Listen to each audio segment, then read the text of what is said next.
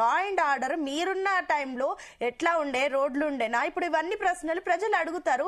ఎందుకంటే ఆయన అన్నట్లుగా 151 సీట్ల నుంచి 11 సీట్లకి పరిమితం అయ్యారంటే ప్రజలు అక్కడ మిమ్మల్ని వద్దని అనుకున్నారు. సో ఇప్పుడు మీరు ప్రజల్లోకి వెళ్తున్నారు కాబట్టి ఎంత మేర మీరు నెగిటివిటీని తీసుకునే ఛాన్సెస్ కూడా ఉన్నాయి కాబట్టి ఎట్లా తీసుకుంటారు, ఏంటి, ఏం చేయబోతున్నారు ఇక్కడ?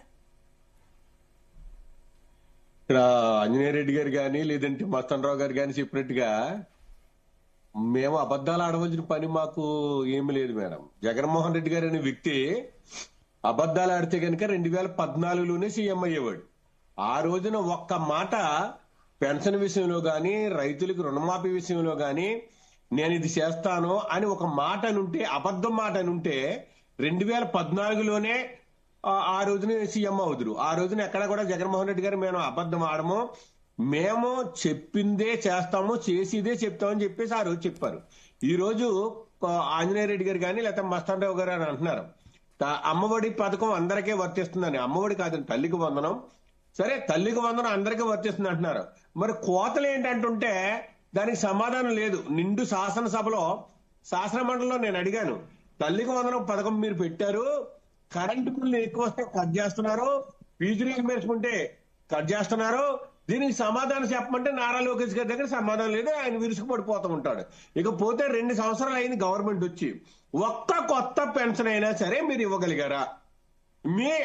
మీ పార్టీ, మీ ప్రభుత్వం ఒక్క కొత్త పెన్షన్ గాని, ఒక్క రేషన్ కార్డు గాని, ఒక్క ఇంటి స్థలం గాని మీరు ఇవ్వగలిగారా? ఇవ్వలేదు కదా. రైతులకి ఇవ్వాల్సినటువంటి వ్యవహారాన్ని మీరు సక్రంగా సరిపెడుతున్నారా? ఇవ్వలేదు కదా. విద్యార్థులకు ఇవ్వాల్సినటువంటి ఫీజు రీయింబర్స్మెంట్ ఇవ్వగలుగుతున్నారా? ఇవ్వలేదు కదా. ఈవేళ అబద్ధాలు అంటున్నారు. అబద్ధాలు ఎవరు ఆడారండి? ఆ రోజున కూటమి ప్రభుత్వం వీళ్ళు ముగ్గురు ఏకమయ్యి జగన్మోహన్ రెడ్డి గారు కనుక వస్తే ల్యాండ్ టైటిల్ యాక్ట్ ద్వారాగా మరి భూములు దోసేసుకుంటారు, జగన్మోహన్ రెడ్డి గారు భూములు దాచేసుకుంటారు, మీ దగ్గర నుంచి లాగేసుకుంటారని చెప్పేసి ఒక దుష్ప్రచారం చేశారు వీళ్ళందరూ.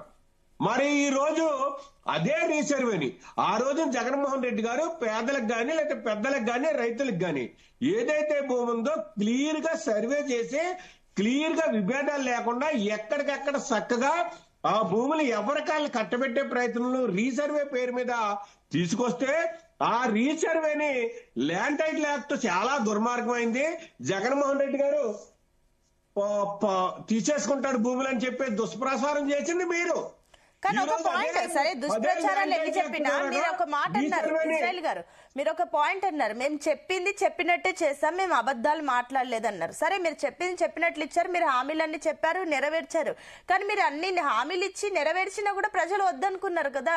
రోడ్లు కానీ అన్ని పూర్తిగా అధ్వానంగా ఉన్నాయి, అందుకే కదా వాళ్ళందరూ లైట్ తీసుకున్నారు. ఆ రోజున జగన్మోహన్ రెడ్డి గారు మేము వస్తే కనుక 5,000 ఇస్తాం పెన్షన్, మేము వస్తే రైతులకు ఏదో చేసేస్తాం, మేము వస్తే ఏమాగమా లక్ష్మి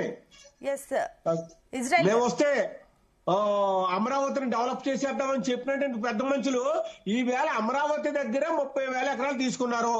మళ్ళీ ఎంత భూమి కావాలంటున్నారు? రైతులు చీకొడుతున్నారా లేదా?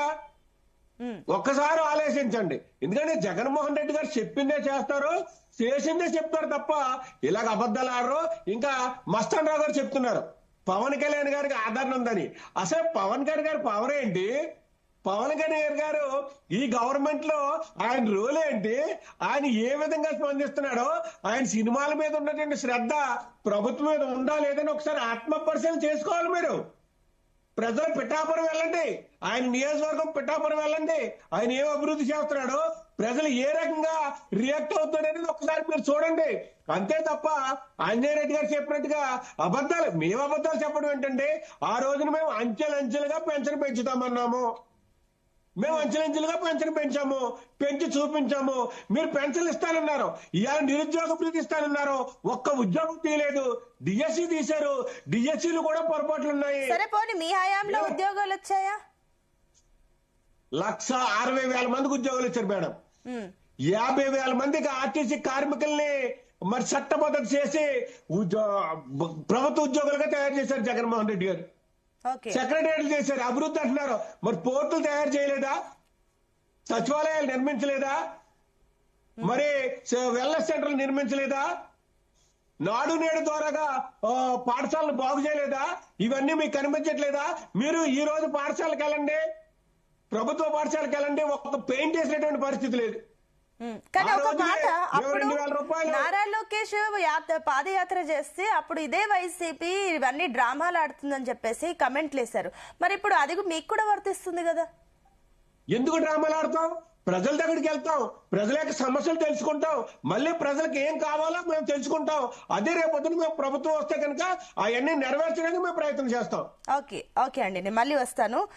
ఆంజనేయ రెడ్డి గారు, ఇందాక మరి ఇజ్రాయెల్ గారు మాట్లాడుతుంటే మీరు నవ్వుకుంటున్నారు ఏంటి, ఏం చెప్తారు ఆయన? ఇంకొకటి, అప్పుడు ఏదైతే జగన్ హామీలు ఇస్తున్నప్పుడు మొత్తం నేను ఒకటి అడుగుతా, ఒక్కటే అడుగుతున్నా, ఆ రోజు రీసర్వే చేస్తుంటే ఇది తప్పుడు రీసర్వే, ఇది కరెక్ట్ కాదని చెప్పినటువంటి మీరు పెద్ద మనుషులు ఈ రోజు అదే రీసర్వే ఎందుకు చెప్తున్నారు? ఒక మాట సమాధానం చెప్పమని చెప్పండి. ఆయన చెప్తారు, ఒక నిమిషం.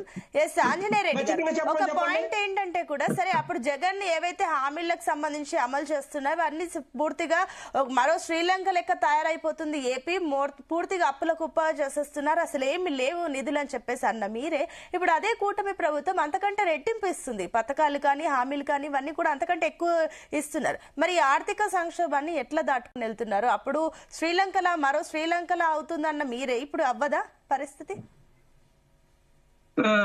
మేడం, ఇజ్రాయెల్ గారు, ఎమ్మెల్సీ భూమి ఇజ్రాయెల్ గారు, నేను చాలా మంది వైసీపీ ప్రతినిధులతోటి వచ్చి చర్చ చేస్తుంటాను. కానీ ఈ ఇజ్రాయెల్ గారు చాలా జెంటిల్ గా మాట్లాడుతున్నారు, కొంత నిర్మాణాత్మకమైన విమర్శలు చేస్తారు. నోటికొచ్చి కొంతమంది వైసీపీ వాళ్ళు వచ్చారంటే నోటికి వచ్చినట్టు మాట్లాడుతుంటారు, చాలా అసభ్యంగా ఉంటాయి. బట్ ఈ ఎమ్మెల్సీ గారు చాలా జెంటిల్మెన్ గా మాట్లాడుతున్నారు, నేను ఆహ్వానిస్తున్నాను. At the same time Mastan Rao గారు కూడా చాలా లోతుగా విశ్లేషించారు కూడా. ఒక్క రీసర్వే గురించి ఇప్పుడు నన్ను ప్రశ్న వేశారు, నేను అదే సమాధానం చెప్తున్నాను. ఈ రోజు ఉదయం మేడం, ఈ రోజు ఉదయం 6 గంటలకల్లా నేను రెడీ అవుతున్నాను, వాకింగ్ చేసి మీ టీవీలో కూర్చోని రెడీ అవుతున్నాను. 6 గంటలకల్లా ఒక అతను వచ్చి మా ఇంటికి వచ్చి బెల్ కొట్టాడు. వచ్చాడు, ఎవరయ్యా అన్నాను. సార్ నిన్న ఫోన్ చేశాను కదా నేను అన్నాను. ఓకే కూర్చో అని చెప్పాను నేను. ఆయన ఏం చెప్పంటే, రీసర్వే సార్, ఈ రోజు మా పొలాన్ని రీసర్వే చేస్తున్నారు. గతంలో రీసర్వే చేసినప్పుడు వైసీపీ గవర్నమెంట్ లో నా దగ్గర 1,60,000 లంచం తీసుకొని నా భూమిని వేరే వాళ్ళ దాంట్లో వేశారు సార్. మళ్ళా ఇప్పుడు రీసర్వే చేస్తున్నారు, ఏం చేయాలి సార్ అంటూ నా దగ్గరకు వచ్చాడు. నేను చెప్పేది ఈ ఒక్క ఇన్సిడెంట్ కాదండి, నా దగ్గర ఇప్పటి వరకు 1000 మంది రీసర్వే పేరుతోటి, నేను కలెక్టర్ గారి దగ్గరికి ఏదైనా పని మీద వెళ్తున్నానంటే ఈ రీసర్వేలో జరిగిన అన్యాయాన్ని రెక్టిఫై చేయడం కోసమే కలెక్టర్ గారి దగ్గరికి వెళ్ళి రోజు అనేక మంది అర్జీలు ఇస్తుంటాను నేను. రీసర్వే ఎంత దుర్మార్గంగా జరిగిందంటే గ్రామాల్లో అసలు రైతులు ఎంత గందరగోళ పడిపోయారంటే దాన్ని దృష్టిలో పెట్టుకుని కూటమి ప్రభుత్వం మళ్ళా రీసర్వే చేసి ఎవరి హద్దులు ఎవరి పొలాలు ఏమిటనేది నిర్ణయిస్తుంది. కాబట్టి గతంలో జరిగిన రీసర్వే మీద మీరు ఎంత తక్కువ మాట్లాడితే అంత మంచిది. ఇజ్రాయెల్ గారు, అంత దుర్మార్గం జరిగింది. ఒకటి, రెండోది ఇళ్ల స్థలాలు ఇవ్వడం లేదని మీరు చెప్పారు. ఇళ్లే ఇస్తున్నారు సార్ కట్టి, మీరేం చేశారు? గత 14 నుంచి 19 వరకు కట్టిన ఇళ్లే బయట ఉన్నారు. ఇంటిని చూపించండి సార్, మీ ప్రభుత్వంలో, తెలుగుదేశం కూటమి ప్రభుత్వంలో. ఇజ్రాయెల్ గారు, నేను ఒక్క నిమిషం మీ టర్న్ లో మీరు మాట్లాడి నేను ఇస్తున్నా, నేను వస్తున్నాను.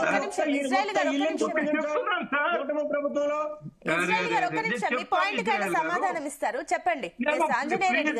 It seems your gentlemen, your educated man, please ఆవేశపడమాకండి. నేను చాలా ఆవేశపడుతున్నాను. మీరు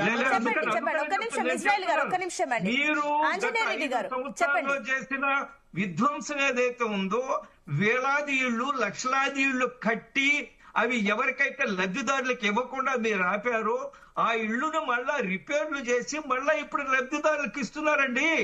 అది పెద్ద కార్యక్రమం. ఇప్పుడు అవన్నీ కూడా లబ్ధిదారులకు అప్పచెప్తున్నారు పిలిచి. వాళ్ళ యొక్క మీరేం చేశారు? వాళ్ళ పేర్లతోటి 1000 కోట్ల రూపాయలు బ్యాంకుల నుంచి తీసుకొచ్చి వాళ్ళని గాలికి వదిలేశారు. తర్వాత వాళ్ళకి నోటీసులు వచ్చాయి, మీరు ఇళ్లు తీసుకున్నారు, డబ్బులు తీసుకున్నారు మీ పేరుతో బ్యాంకులకు కట్టమని. ఇది చాలా చరిత్ర ఉంది మనం చర్చించుకుంటూ పోతే.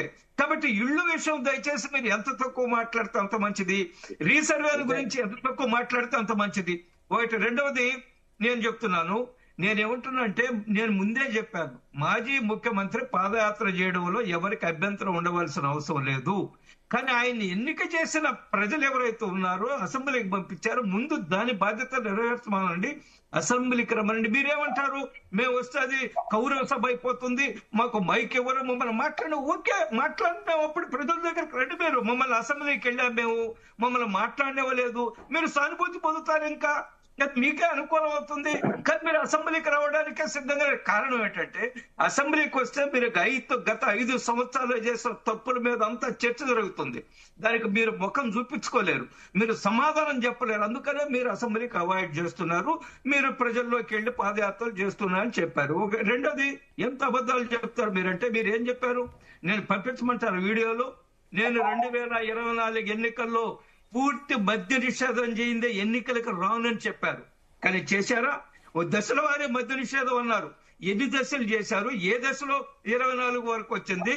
ఎందుకు పూర్తి మద్య నిషేధం చేయలేదు? మీరు సమాధానం చెప్పాల్సి వస్తుంది. దానికి జగన్మోహన్ రెడ్డి గారు అనేక సందర్భాల్లో చెప్పారు, నేను పూర్తి మద్య నిషేధం రానని చెప్పారు.